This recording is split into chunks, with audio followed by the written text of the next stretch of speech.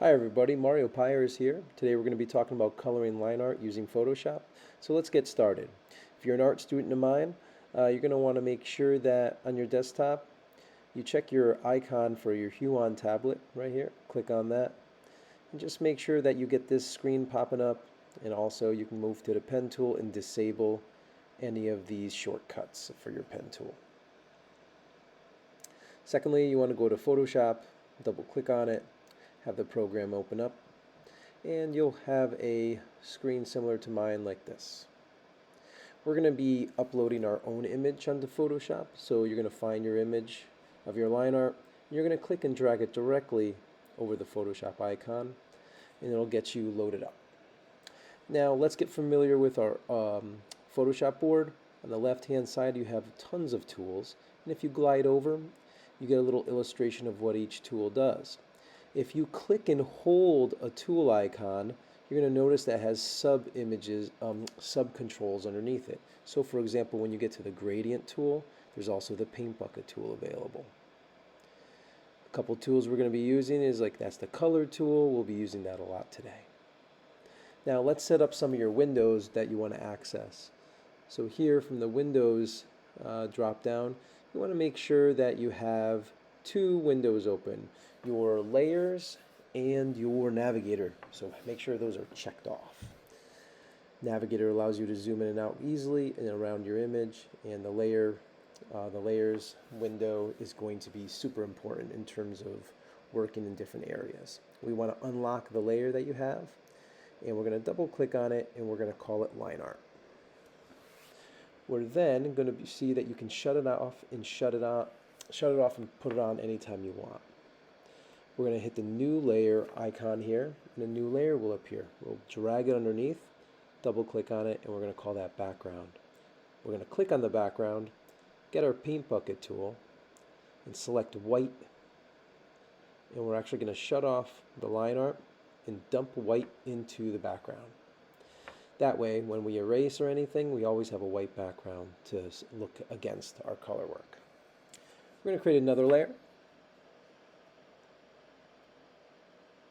and we're going to drag that layer underneath the line art.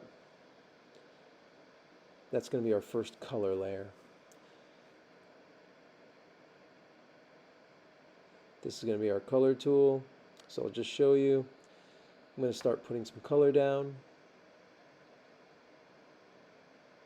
You're going to notice that you won't get color unless we create multiply on the line art layer like I just did. And now your color is behind the lines. If you just try coloring on the color layer, you'll never see it. So we have to change the layer of line art to multiply. I'm using the eraser tool now just to erase some of the coloring I just did.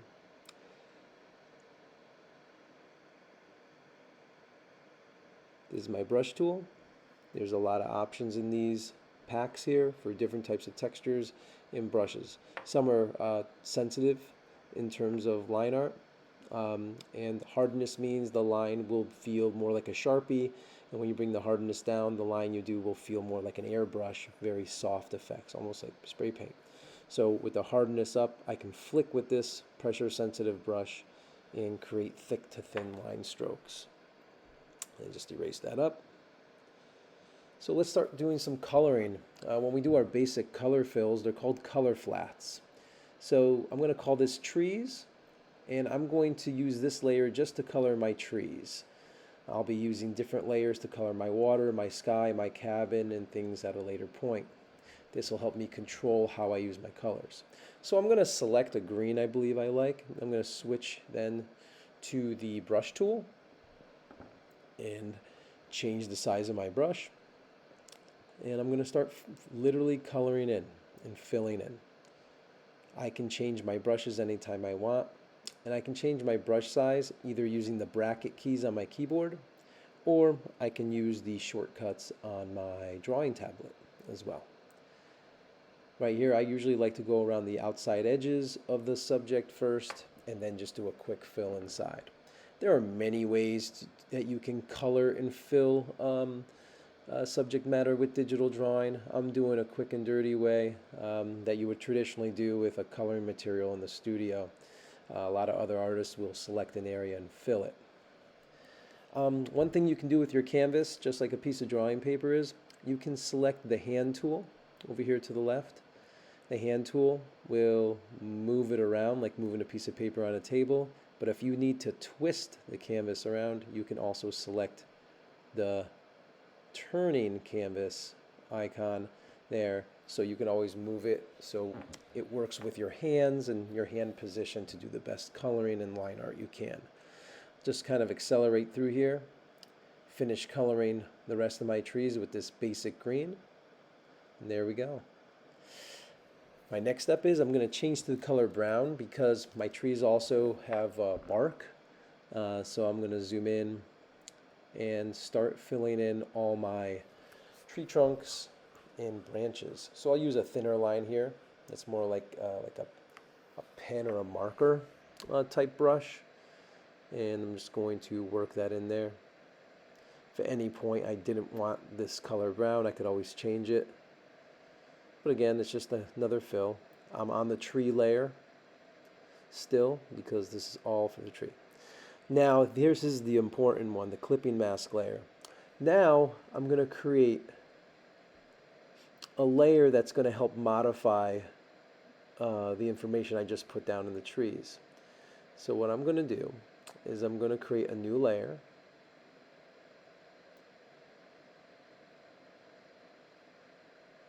And I'm going to make sure that layer is below the line art but directly over the tree layer. And I'm going to call it whatever, but in this case, it's just to alter and modify my trees, so it's kind of like my details and tones. But you can title it whatever you want.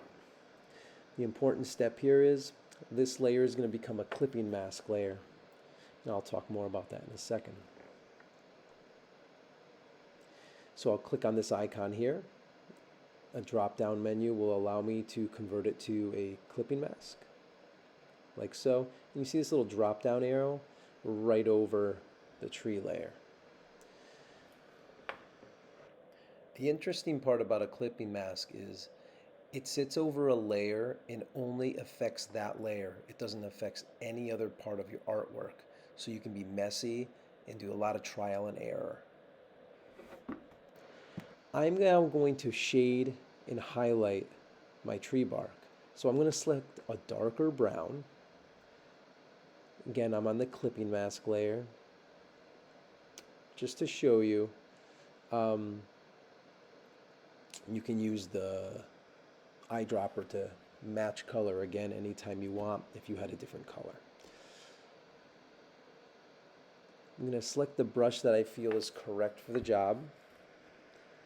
And I'm going to select the light source. I think this brown's pretty good. I'm going to make the right side of the tree have darker shadow to it.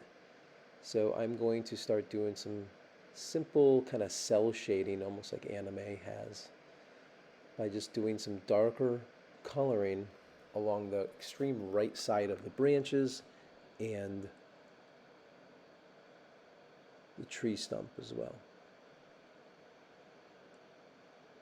Now this coloring I'm doing is not actually linked up with the brown underneath it. It's on a clipping mask, so it's on its own separate layer.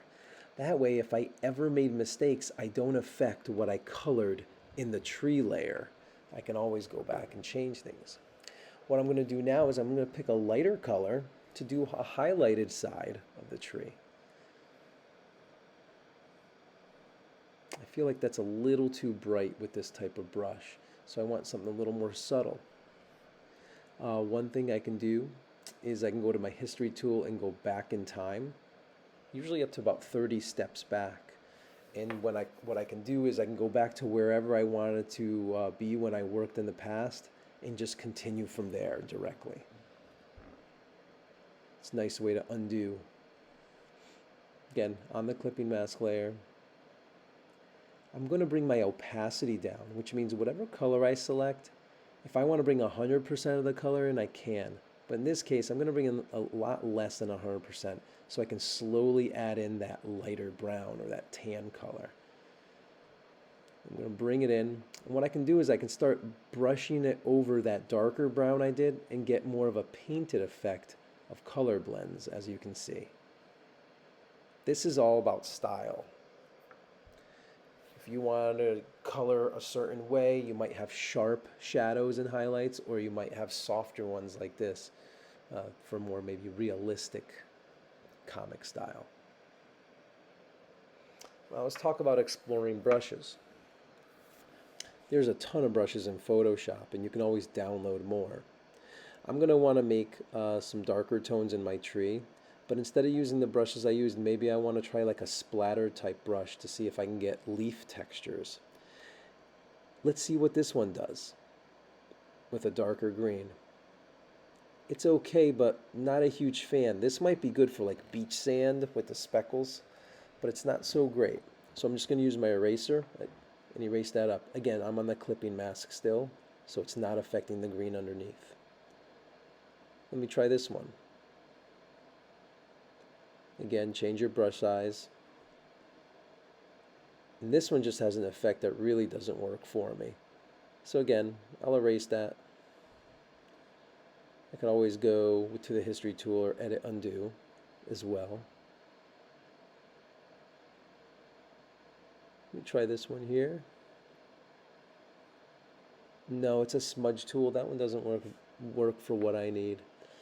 The reason I'm showing you this is to make sure you see that you have to do trial and error. I like that brush, but I think the color was too dark with the green, so I'm just going to go with a slightly lighter green. And I do like this texture. I can change the flow and the output. That can affect the look. I can play with that. Yeah, I do like this texture a lot. So I'm going to put this on the lower parts of the trees to start to build some shadow. What I'm next going to do is pick a lighter color to add some highlight to the tree. I feel like that color is probably a little too bright.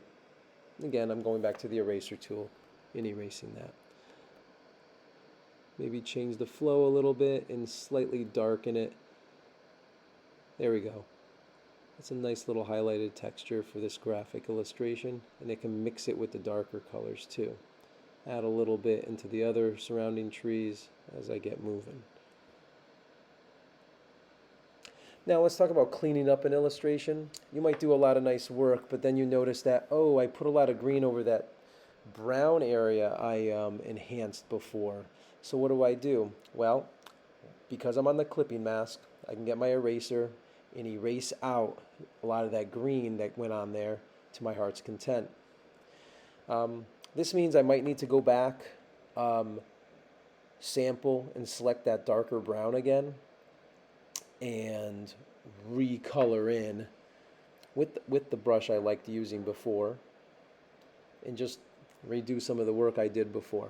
This stuff happens all the time where we have to adjust and rework areas.